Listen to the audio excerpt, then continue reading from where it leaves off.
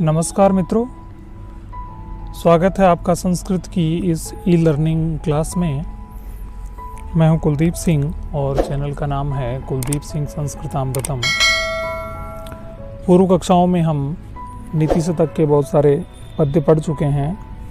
आज हम विद्या के महत्व के बारे में कवि ने जो कहा है उसका अध्ययन करेंगे। तो चलते हैं पद्य की ओर।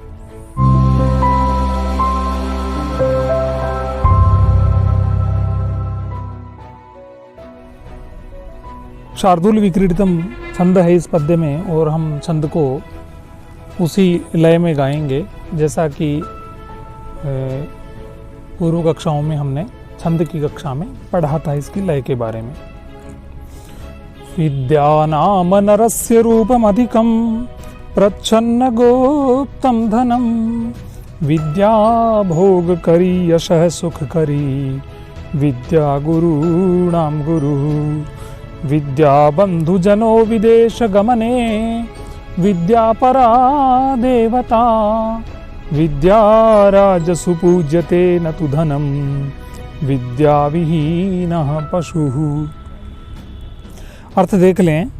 महाकवि कहना चाहते हैं कि विद्या से विहीन व्यक्ति सर्वगुण संपन्न होता हुआ भी पशु की भांति ही होता है। विद्या नाम नरस्य अधिकम रूपम, विद्या नाम वाला नर का, मनुष्य का अधिकम रूपम, यह अत्यधिक सुंदर है, श्रेष्ठ सुंदरता है। व्यक्ति की सुंदरता विद्या से ही है। प्रच्छन्न गुप्तम धनम, और क्या है? यह छिपा हुआ व्यक्ति का धन है। मनुष्य का जो छिपा हुआ धन है वह विद्या है। विद्या भोग करी, विद्या भोगों को देने वाली है। यशः सुख करी, यश देने वाली, क्योंकि यश मिलने से व्यक्ति को मानसिक और भौतिक सुख प्राप्त होता है, तो यह यश प्रदान करके सुख देने वाली है। विद्या गुरुणाम गुरुहु, विद्या गुरुओं की भी गुरु है। विद्या विदेश गमने बंधुजन है, विदेश में व्यक्ति प्रवास काल में हो तो विद्या सगे भाई जैसा, सगे बंधु जैसा, सगे संबंधियों के समान वह सहारा प्रदान करती है। विद्या अपरा देवता, विद्या सबसे महान देवता है। विद्या राजसु पूज्यते, राजसभाओं में विद्या की पूजा की जाती है। जो व्यक्ति विद्या युक्त होता है राजसभाएं भी उनका सम्मान करती हैं।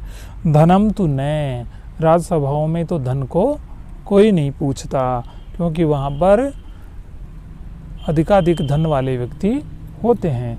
राजा स्वयं लक्ष्मीपति होता है, इसलिए वह भी विद्यावंतों का सम्मान करता है। विद्या विहीनः पशुः, और विद्या से विहीन व्यक्ति पशु के समान होता है। अगले पद्य की ओर चलते हैं, जिसमें कवि ने अनेक उदाहरणों से सुविद्या के सामने राज्य की तुच्छता के बारे में बताया है। कवि कहते हैं,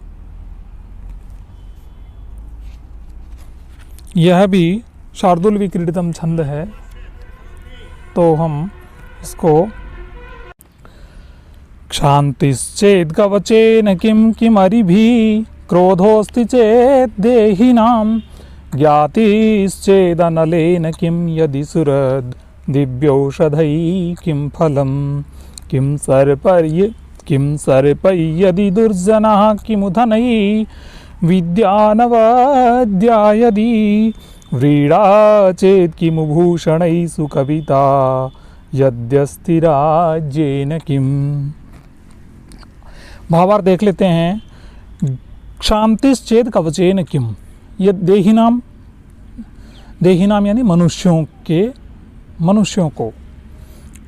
क्षान्ति चेत् कवचेन किम, यदि सहन शक्ति है, क्षमा का भाव है, तो कवच से क्या प्रयोजन है। क्रोध है अस्ति चेत् अरिभिः किम, यदि क्रोध है तो फिर शत्रुओं से क्या, अर्थात क्रोध सर्वाधिक बड़ा शत्रु है। ज्ञातिश्चेद अनलेन किम, आग से क्या प्रयोजन यदि बांधव हों, यदि किमुच्यते ज्ञाति, ज्ञाति का अर्थ होता है अपने बंधु बांधव या दायाद। यदि शुरद अस्ति दिव्यौषधि किम फलम, यदि व्यक्ति के पास अच्छा मित्र है तो दिव्य औषधियों का फल नहीं है, कोई प्रयोजन नहीं है उससे। यदि दुर्जनाः सन्ति सर्पैः किम, यदि दुर्जन व्यक्ति हों तो वहाँ पर सर्पों से क्या प्रयोजन, अर्थात वे ही सर्प से भी जहरीले या भयंकर होते हैं। यदि अनवद्या विद्या अस्ति धनै किम, यदि हमारे पास अनवद्य यानी कि निर्दोष विद्या यदि किसी के पास है तो धन से क्या प्रयोजन। यदि मनुष्य के पास व्रीड़ा अस्ति, व्रीड़ा यानी लज्जा, तो भूषणैः किम, तो आभूषणों से क्या प्रयोजन। यदि सुकविता अस्ति चेद राज्येन किम फलम, यदि सुकविता है तो फिर राज्य का क्या प्रयोजन है, अर्थात वह राज्य से भी बढ़कर है, राज्य की स्वामित्व से भी अधिक सुकविता होना है। इस तरह से कवि ने कविता को अर्थात सुविद्या को राज्य से भी अधिक महत्वपूर्ण बताया है। अब जो विविध कलाओं में निपुण लोग हैं उन्हीं के कारण संसार चल रहा है, उसके बारे में बताया गया है। कह रहे हैं दाक्षिण्यम स्वजने दया परजने साठ्यम सदा दुर्जने प्रीति ही साधुजने नयो नृपजने विद्वज्जने चार्जवम शौर्यम शत्रुजने क्षमा गुरुजने नारीजने धृष्टता ये चैवं पुरुषः कलाशु कुशला तेष्वेव लोकस्थिति। उन्हीं लोगों के कारण यह संसार टिका हुआ है जो इन विविध कलाओं में निपुण हैं। स्वजने दाक्षिण्यम, अपने लोगों, स्वजन यानी अपने जो लोग हैं, अपने बंधु बांधव हैं, उनके साथ जो उदारता का व्यवहार करते हों। परजने दया, और जो सेवक वर्ग इत्यादि हैं उन पर दया का भाव जिनमें हो। दुर्जने सदा साठ्यम, दुर्जनों पर जो सठता का व्यवहार करें। साधु जने प्रीति, और सज्जन लोगों के प्रति जो प्रीति हो, प्रसन्न हो, सज्जनों के प्रति प्रेम। नृपजने नया है, राजाओं अथवा राजवर्ग के प्रति जो नीति। और विद्वज्जने च आर्जवम, और विद्वान लोगों के साथ सरलता।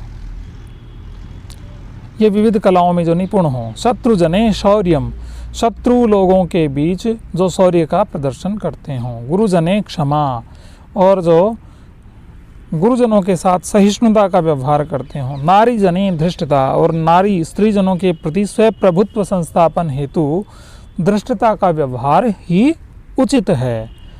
ये च पुरुषाः एवं कलाशु कुशलाः, जो लोग इन कलाओं में निपुण हैं, तेषु एव लोक स्थिति, उन्हीं से यह संसार टिका हुआ है, उन्हीं पर लोक की स्थिति है। अगला पद्य हम देखें। यह सत्संगति के लिए कहा गया है कि सत्संगति व्यक्ति का किस किस प्रकार से उपकार नहीं करती है, अर्थात सभी प्रकार से वह भला करती है व्यक्ति का। यह सत्संगति का महत्व कवि ने कहा है। जाड्यम दियो हरति सिंचति वाचि सत्यम मानोन्नतिम दिशति पापमपाकरोति चेतः प्रसादयति दिक्षु तनोति कीर्तिम सत्संगति ही कथय किम न करोति पुंसाम। धियः जाड्यम हरति, धिय यानी बुद्धि की, जाड्यम यानी जड़ता को, हरती है दूर करती है। वाचि सत्यम सिंचति, और वाणी में सत्य का संचार करती है, सिंचती है सत्य को। मानोन्नतिम दिशति, अर्थात सम्मान की वृद्धि करती है, वृद्धि को संपन्न करती है। मानोन्नतिम दिशति, सम्मान की वृद्धि को संपन्न करती है। पापम अपाकरोति, पाप को दूर करती है। चेतः प्रसादयति, चित्त को प्रसन्न करती है। दिक्षु कीर्तिम तनोति, और दिशाओं में कीर्ति को फैलाती है। कहो सत्संगति पुंसाम किम न करोति, क्या नहीं करती है, अर्थात सभी कुछ सत्संगति से संभव हो जाता है। इसलिए हमें सर्वदा अपनी संगति पर ध्यान देना चाहिए। हम किस प्रकार की संगति में हैं, हमारे साथ लोग कौन हैं, क्योंकि लोग इस बात से हमारा अनुमान करते हैं हम कैसे व्यक्ति हैं।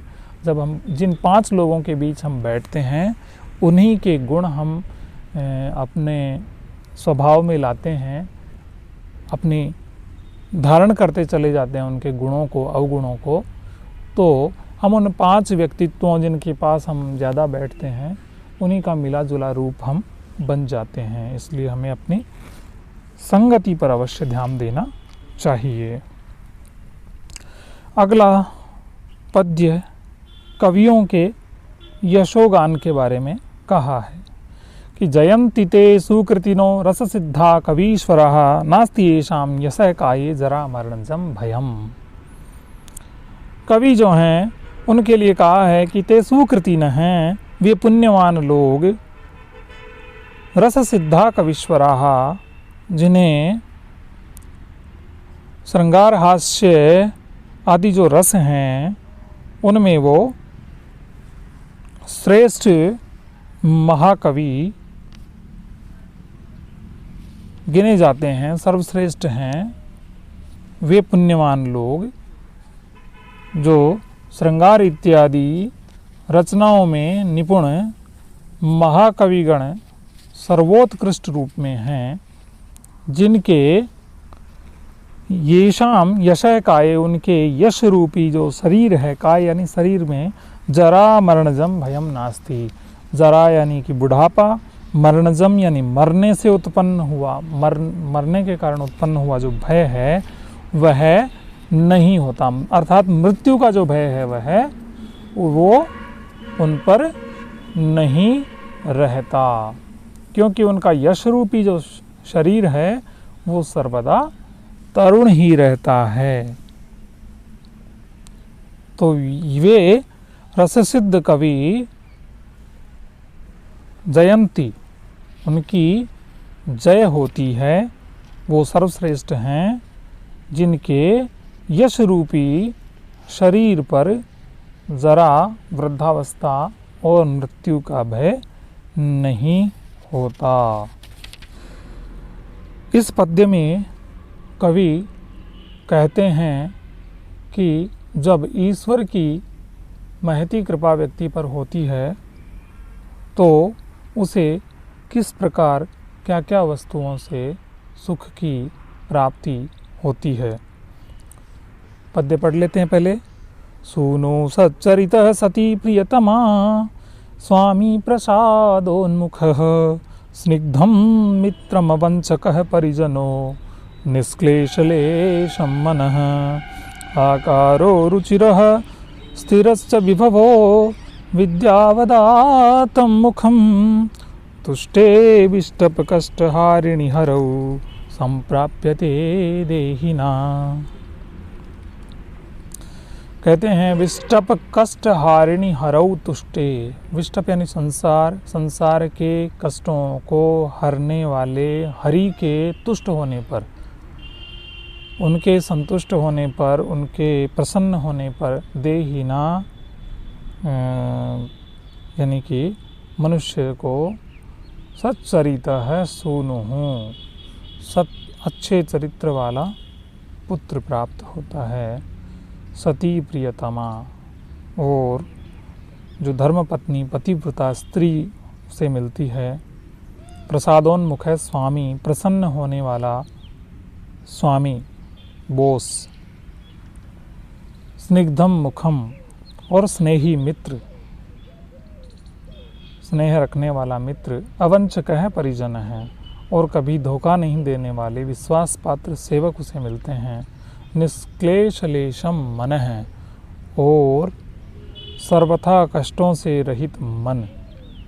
रुचि रह आकार है, सुंदर आकृति, स्वयं की उसकी मनुष्य की सुंदर आकृति होती है। स्थिरस्य विभव है, और स्थायी समृद्धियाँ उसे प्राप्त होती हैं। विद्यावदातम च मुखम, और विद्या से निर्मल मुख उसे प्राप्त होता है। ये सभी वस्तुएं व्यक्ति तब प्राप्त कर पाता है जब ईश्वर की, परमात्मा की असीम अनुकंपा उस पर होती है। अगली कक्षा में हम फिर से नवीन पद्यों को लेकर उपस्थित होंगे। जयतु संस्कृतम, जयतु भारतम।